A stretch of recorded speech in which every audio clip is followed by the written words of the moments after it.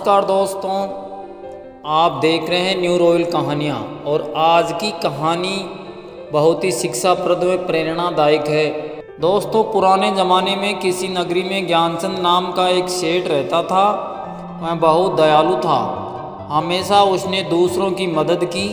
लेकिन वक्त ने ऐसा करवट ली कि आज ये सेठ खुद गरीब हो गया। एक दिन उस नगर के राजा विक्रमादित्य ने घोषणा की। नगर के राजा विक्रमादित्य ने घोषणा पूरे नगर में करवा दी कि जो भी व्यक्ति दान पुण्य करते हैं वो अपना पुण्य हमें बताएं और बदले में हमसे इनाम ले जाएं। ज्ञानचंद की पत्नी ने ये घोषणा सुनी तो उसने सोचा कि हम भी इसका फ़ायदा ले सकते हैं। वैसे भी हम लोग दान पुण्य तो करते ही रहते हैं और करते आए हैं।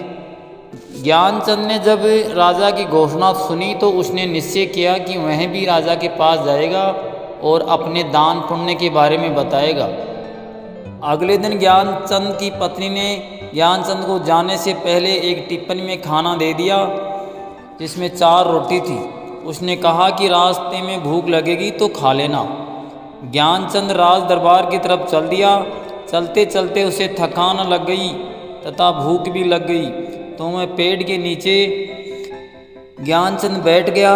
तभी वहाँ एक कुतिया और उसके छोटे छोटे 3-4 बच्चे दौड़कर ज्ञानचंद के पास आते हैं।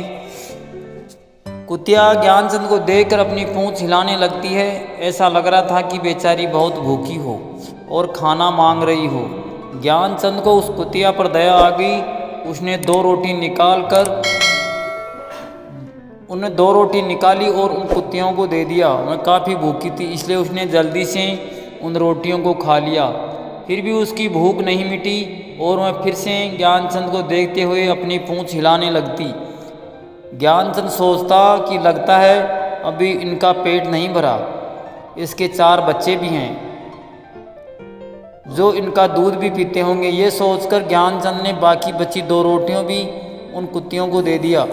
कुत्तियाँ रोटी खाकर वहाँ से चली गई। ज्ञानचंद भूखे पेट ही विक्रमादित्य के राज दरबार में पहुँचता है और उसके अपने पहले किए हुए दान पुण्य के बारे में विक्रमादित्य से बताता है। जब वह अमीर था तब वह हमेशा भंडारा करवाता था जिससे भूखों की भोजन मिल जाता था। इसके अलावा उसने पानी पीने के लिए जगह जगह हैंडपंप लगवाए, कुएं खुदवाए, तालाब बनवाए। यह सब सुनकर राजा ने कहा कि ये सब तो कुछ भी नहीं है।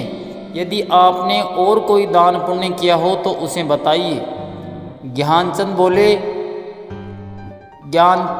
ज्ञानचंद सोचने लगा कि इतना दान पुण्य तो गिनवा दिया जिसका इनकी नज़र में कोई मूल्य ही नहीं है।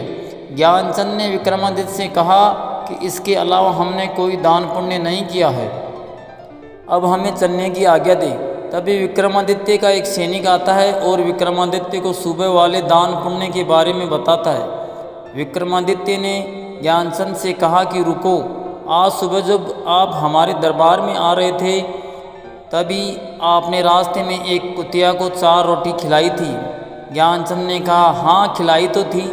राजा विक्रमादित्य ने ज्ञानचंद से कहा आपका ये दान हमारी नज़र में सबसे बड़ा दान है। यदि इस दान की वजह से आप हमसे हमारा पूरा राज्य भी ले लें तो वो भी कम है।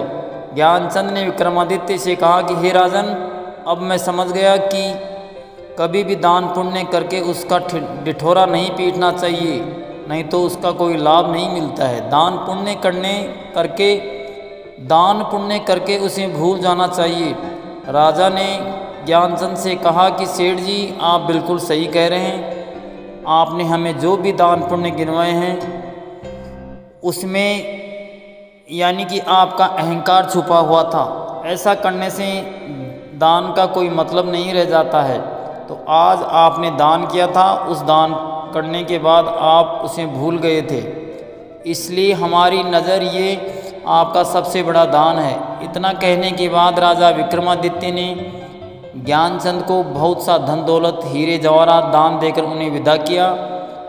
अब ज्ञानचंद की गरीबी दूर हो गई। ज्ञानचंद ने एक बड़ा सा बंगला बनवाया जिसमें दोनों पति पत्नी सुखपूर्वक रहने लगे। ज्ञानचंद पहले की तरह दान पुण्य फिर से करने लगा। इस कहानी से हमें दोस्तों ये शिक्षा मिलती है कि प्रत्येक मनुष्य को अपनी क्षमता या श्रद्धा के अनुसार दान पुण्य करना चाहिए। आप जो भी दान पुण्य करें उनका दान करने के बाद भूल जाइए, इसे दान का ठिठोरा मत पीटिए, आज हमने इतने रुपए का दान किया। यदि आप ऐसे करेंगे तो उस दान पुण्य का फल आपको कभी प्राप्त नहीं होगा। आशा करता हूँ आपको ये छोटी सी कहानी पसंद आई होगी। अगर पसंद आई तो कहानी को लाइक शेयर, चैनल पर पहली बार आए हो तो चैनल को सब्सक्राइब जरूर करें। फिर मिलते हैं अगले भी कहानी में, तब तक के लिए नमस्कार।